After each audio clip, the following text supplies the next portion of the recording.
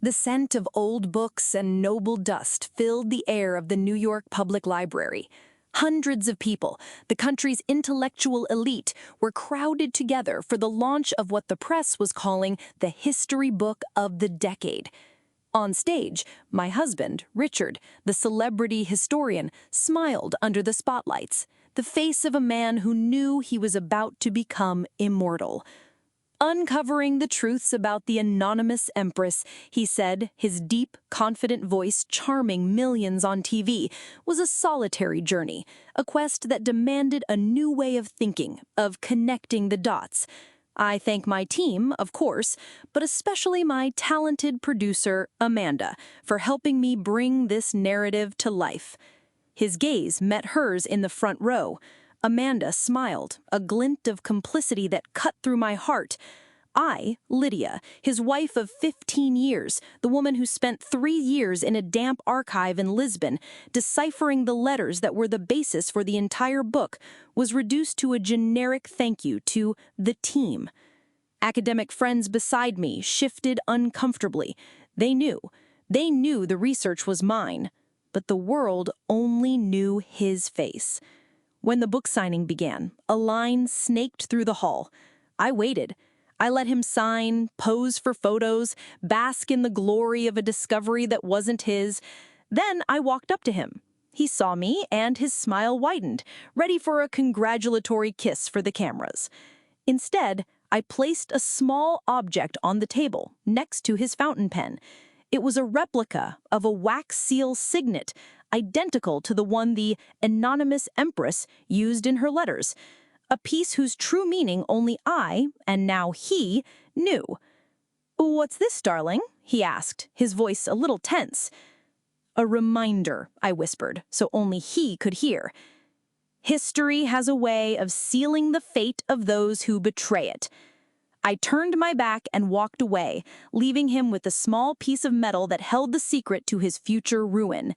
He looked at the signet, then at my retreating silhouette, and for the first time that night, the smile of an immortal man vanished from his face. To the public, Richard was the brilliant historian who unraveled the mysteries of the past. I was the academic wife, the quiet researcher, who, according to him, provided the technical support. The truth is, I was the miner, and he was the jeweler. I spent years in the dark, digging, finding the raw gems of history. He would polish them, place them in a beautiful narrative setting, and sell them as if he had discovered them himself. It was a pact that allowed me to do what I loved, pure research, without the distraction of fame. My greatest project was the anonymous empress, an enigmatic 18th century figure who I suspected had secretly influenced the politics of the Portuguese Empire. For 3 years, I immersed myself in the National Archives of Torre do Tombo in Lisbon. It was there I found a set of coded letters, overlooked by generations of historians. I spent months deciphering the code, a meticulous and solitary task. The letters revealed everything. The empress was in fact a nun from a Lisbon convent, a woman of genius intellect who, from the shadows, advised the king, manipulated ministers, and altered the course of European history. It was a discovery that would rewrite the history books. When I returned home, exhausted but triumphant, I handed my notes, the translations, my conclusions, to Richard. He was ecstatic. "This is a masterpiece, Lydia, a masterpiece. But it's too complex for the public. Let me shape this into a story everyone can understand." I trusted him, the mistake of my life. The betrayal began subtly. Long production meetings with Amanda, the young, ambitious producer, trips to filming locations that never appeared in the documentary. But the real stab was not to my heart, but to my research. One night, I walked into his office to grab a book and saw him working on the final manuscript. The screen was open to the conclusion. What I read left me breathless. Richard had completely twisted my discovery. In his version, the nun wasn't the mind behind the power, but the king's secret lover. He had turned a story of female intellectual power into a sensationalist boudoir novel. to sell more books, to create a sexier TV series. "What is this?" I asked, my voice trembling. He startled. "Lydia, I was going to show you. It's a little poetic license. The audience needs an emotional hook, romance." "This isn't poetic license, Richard. It's a lie. It's historical fraud. You are betraying the truth for money." It was then that he showed his true face. The mask of the passionate historian fell away, revealing the cold businessman. "The truth? The truth is what sells, Lydia. And your truth is a boring academic paper. My truth is a bestseller. The world doesn't care about your clever nun, but they will love a powerful mistress." He wasn't just betraying me as a husband. He was betraying me as a historian. He was prostituting my life's work. In that moment, I knew I had to do more than divorce him. I had to destroy him on the only battlefield that mattered to us, that of historical truth. And I would do it using the very sources he had stolen and desecrated. If you can already feel the dust of the archives and the fury of a truth being twisted, subscribe to the channel. Lydia's revenge will be one for the history books, and you won't want to miss it. The book launch ended, and the crowd dispersed. I stayed behind, waiting in the cavernous silence of the New York Public Library. The tall bookshelves seemed like ancient sentinels, guardians of the truth. Richard found me there among the first editions, the scent of victory still clinging to him like cheap cologne. "Lydia, what was that?" he began, his irritation seeping through his successful facade. "That little stunt with the signet, were you trying to embarrass me?" I was running my fingers along the spine of a leather-bound volume. Embarrassment is a feeling for those with a conscience, Richard. I was merely giving you an artifact for your collection of fictions. Fictions? The book is a runaway success. The critics are calling me a genius. I took your raw material and turned it into gold. "No," I said, turning to face him, my voice as calm and cold as the marble floor. "You took gold and turned it into brass to sell at the market. You traded a historical discovery for a cheap romance novel." He laughed, an arrogant sound that echoed in the stacks. "Oh, please, don't be such a purist. History is storytelling, and I am the best storyteller. Nobody cares about your dusty documents. They want passion, intrigue." "They want the truth," I replied, "even if they don't know it yet."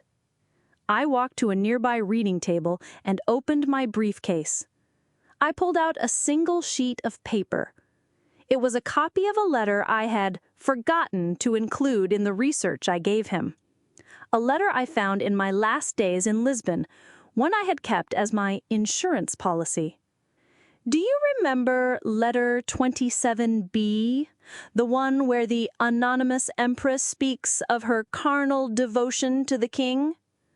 "Of course, it's the centerpiece of my thesis, the proof of their love affair." "Is it?" I slid the new copy across the table to him. "Because this is the next page from her confessor's diary, which was misfiled in another section. On this page, the confessor explains that carnal devotion was a coded metaphor for a financial transaction. The Empress wasn't sleeping with the king. She was secretly financing his war against Spain with the convent's money." His face fell apart. He snatched the paper, his eyes scanning the lines, the ancient script, my flawless translation in the footnotes. I saw the exact moment he realized the depth of his error. The central proof of his book wasn't just a misinterpretation, it was a complete sham, and I held the document that debunked it. You hid this from me," he stammered, desperation creeping into his voice. I didn't hide it. I just kept the truth in a safe place. You were so eager to find a romance that you never even considered the possibility of a woman being powerful for her intellect and her wealth, not her body. That's a rather elementary mistake for a historical genius, don't you think? He looked at me, the predator, now feeling like the prey. What are you going to do? You wouldn't dare. I don't have to do anything, I interrupted. I've just accepted an invitation, the International Symposium on Modern History at Cambridge, next month. They've invited me to present a paper on primary sources and hidden narratives of the 18th century.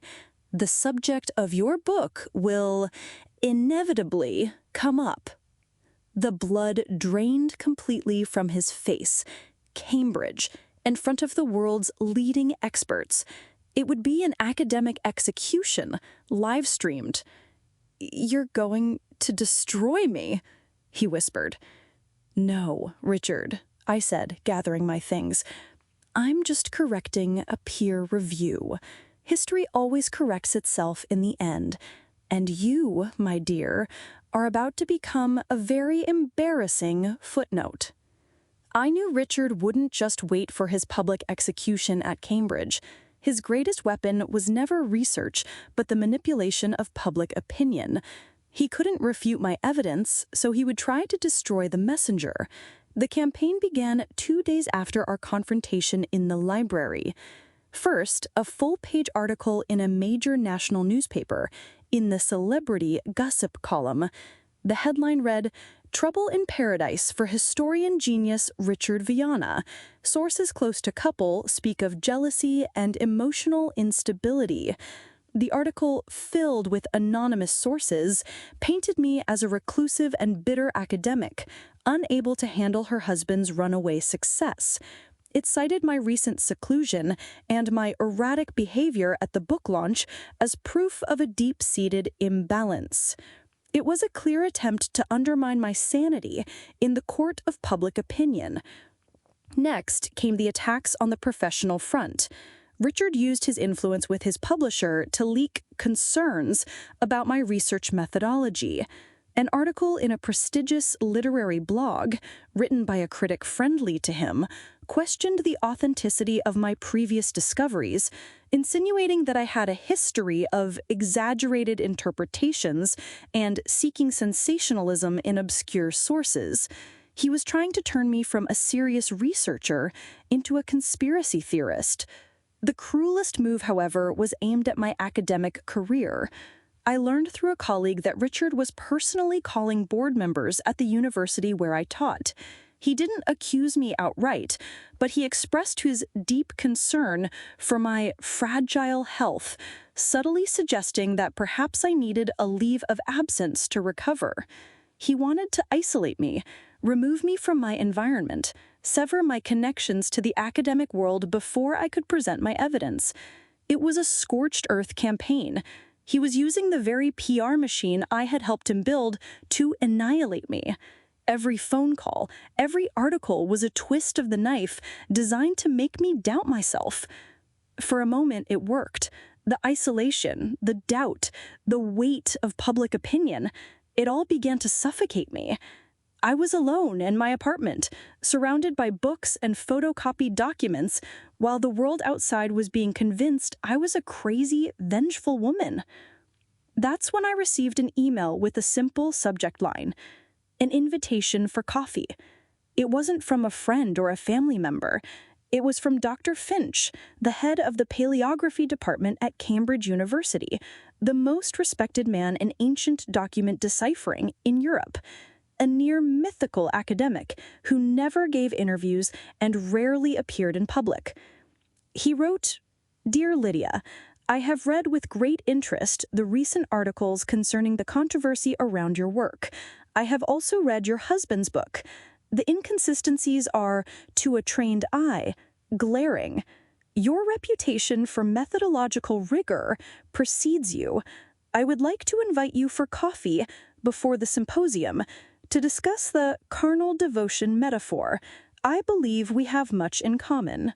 That email was a lighthouse in the fog. Richard, in his arrogance, thought the battle was fought in gossip columns and literary blogs. He forgot that in my world, the opinion that truly matters isn't the public's, but that of the few who actually understand the language of the archives. He was trying to win a war of narratives. I was about to remind him that, in the end, history is won with facts, and my facts had just gained a powerful, unexpected ally. The coffee with Dr. Finch in Cambridge was more than a meeting. It was the formation of a one-man army. He was a gentleman with white hair and eyes that seemed to hold centuries of secrets. We sat in a small cafe, away from the prying eyes of the university campus. I showed him the copy of the confessor's diary page. He analyzed it with a jeweler's loupe, his lips moving silently as he deciphered the 18th century script. "It's undeniable," he said at last, leaning back in his chair. "The script, the paper, the type of ink, it is all authentic. And your translation of the ecclesiastical financial jargon of the period is flawless. Your husband did not make an error of interpretation. He committed deliberate fraud." "He calls it poetic license," I said, the bitterness in my voice evident.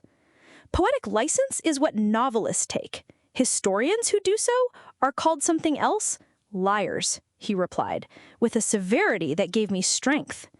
"He has profaned history, Lydia, and that is a sin our community does not forgive." But Dr. Finch was not my only ally. Richard's smear campaign, designed to isolate me, had a side effect he hadn't anticipated. It awakened the quiet guardians of academia. Historians and researchers from around the world, who had always respected my work, began to contact me. First, an email from Dr. Schnitt in Munich, an expert on female power networks in early modern Europe. "Lydia, your husband's thesis of a royal mistress always struck me as simplistic and misogynistic. Your original theory of a female intellectual mind operating from the shadows is far more consistent with the patterns I have studied. If you need an expert opinion corroborating your analysis, consider it done." Next, a message from a young doctoral candidate at the Sorbonne, who was working on his dissertation on 18th century cryptography. "Dr. Lydia, your method for deciphering the Empress's code was brilliant. Your husband's argument that it was a love code is absurd. I can prove mathematically that the code's complexity was for financial transactions, not love letters. I am at your disposal." My loneliness was becoming an international network of specialists. These were people who didn't care about gossip columns, but who cared about the truth. They were my army. The final piece, however, came from an unexpected source. I was contacted by the great-granddaughter of a famous librarian who had worked at the Torre do Tombo archives in the early 20th century. She had read the news and remembered an old diary from her great-grandfather. She sent me a photo of a page. In it, the librarian described his frustration while archiving the convent's documents. He wrote, "The account books and the correspondence of the abbess are of a bewildering complexity. They seem more the records of a bank than a convent. And her personal letters, written in code, seem to concern ships and cargo more than salvation and sin. I fear the story of this woman is far greater than we dare imagine." This was it, a proof from a contemporary witness, an expert, corroborating my thesis and ridiculing Richard's. It was the final nail in the coffin of his charade. I called Dr. Finch and read the diary passage to him. I could hear him smile on the other end of the line. "Magnificent," he said, "simply magnificent. Your husband went to war with a pretty narrative. You, my dear, are going to war with an army of facts. And in history, facts, however long it takes, always win." I had my sources, my allies, and the truth on my side. The lecture at Cambridge would no longer be a defense. It would be an attack, a meticulous, documented, and publicly humiliating one. History is about to be rewritten, and the truth will be the weapon. If you can't wait to see Richard's fraudulent narrative get debunked, make sure you are subscribed. The most important lecture of Lydia's life is about to begin. The amphitheater at Cambridge University was packed. The air was thick with anticipation.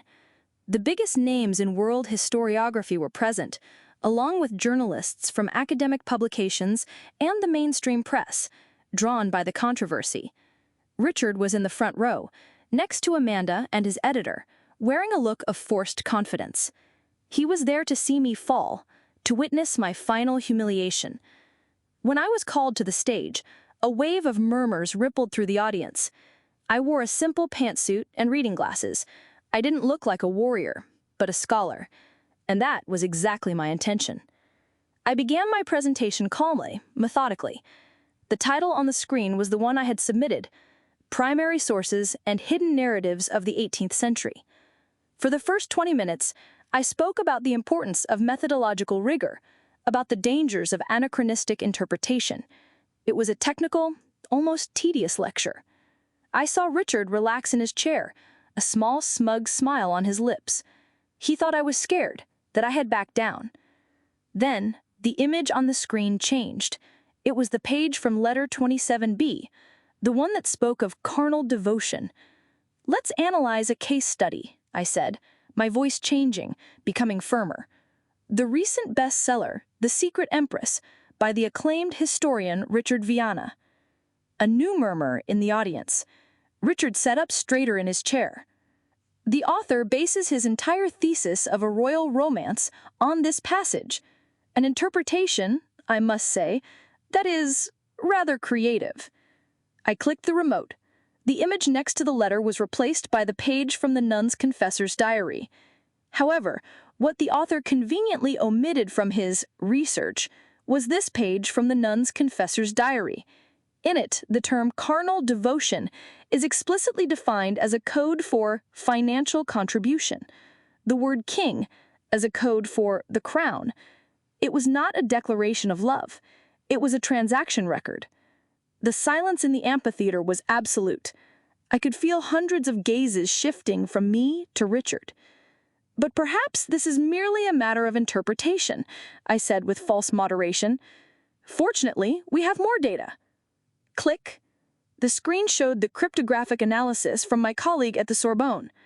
Charts and equations proving the code's complexity was designed to hide numbers and shipping routes, not feelings. Click. The screen showed the expert opinion from Dr. Schmidt in Munich, detailing how the nun fit perfectly into the pattern of other powerful women who used religion as a front to wield financial and political power. Richard was ashen. His editor was whispering furiously in his ear. "And finally," I said, delivering the finishing blow, "the definitive proof that the romance narrative is not just poetic license, but conscious fraud." Click. The photo of the 20th century librarian's diary appeared on the screen, the quote highlighted. "I fear the story of this woman is far greater than we dare imagine." This diary, I explained, was found in the family archives of the librarian who originally cataloged these documents. He, over 100 years ago, had already understood the truth that Mr. Viana, in 2024, chose to ignore in order to create a more marketable story. I paused and looked directly at Richard. "History, ladies and gentlemen, is not a soap opera. It does not bend to our desires for a more exciting ending. It is what it is, and the historian's job is to reveal it, not invent it. Anything else is not history. It is fiction. And the author, in that case, is not a historian. He is a novelist, and a rather poor one at that." No one applauded. The silence was more powerful. It was the sound of a reputation disintegrating. The panel moderator, Dr. Finch himself, stood up. "Dr. Lydia, thank you for your illuminating presentation," he said, the word illuminating carrying a devastating weight. "We will now open for questions." The first hand that shot up belonged to a journalist from the New York Times. He didn't look at me, he looked directly at Richard. Mr. Viana, would you care to comment on the evidence that has just been presented? Richard opened his mouth, but no sound came out. He was finished. The truth, served cold and impeccably referenced, had triumphed. The Cambridge Symposium wasn't the end of the story. It was the beginning. My presentation went viral in academic circles and then in the mainstream press. The historian genius became the historian fraud. Richard's publisher, in a desperate act of damage control, recalled all copies of The Secret Empress from bookstores. The TV documentary, which was about to be released, was canceled. Amanda, the producer and mistress, vanished from public life, her career in historical documentaries over before it had even begun. The divorce was a mere formality. Richard, facing lawsuits for academic fraud and breach of contract from his publisher, had no stomach to fight. He gave up everything in exchange for my silence in the legal proceedings against him. I agreed. My revenge was not about money. It was about the truth. A year later, the scent of dust and old books was still my perfume, but the air felt lighter. Cambridge University, in partnership with my university in the States, awarded me a generous research grant to continue my work. The result was my first book published under my own name, The Banker Empress: Power, Gender, and Finance in the 18th Century. It wasn't a sensationalist bestseller, but it was critically acclaimed as a masterpiece of historical research. It sold well enough to warrant new editions and translations, and it established me as one of the leading voices in my field. I was no longer the wife of. I was Dr. Lydia, the historian who revealed the truth. I began to travel the world, not to be locked away in archives, but to give lectures at universities, to share my passion for research with a new generation of students. I found a voice I didn't know I had. As for Richard, his fall was quiet and pathetic. He lost his publishing deal, his TV shows, his newspaper column. He tried to reinvent himself as a writer of historical fiction novels, but the stain of fraud never left him. The last I heard, he was teaching creative writing workshops in a small town. The great storyteller reduced to teaching tricks to a small audience. One afternoon, while accepting an award in London, a young student asked me during the Q&A session, "Doctor, after everything, what has history taught you about revenge?" I smiled. History has taught me that the best revenge isn't destroying your enemy. It's ensuring your version of the story is the one that's told forever. It's rewriting your own legacy. And it was true. From the ruins of my marriage and Richard's fraudulent career, I had built something lasting. The woman he tried to silence and turn into a footnote had become the author of the main chapter. My revenge wasn't an explosion.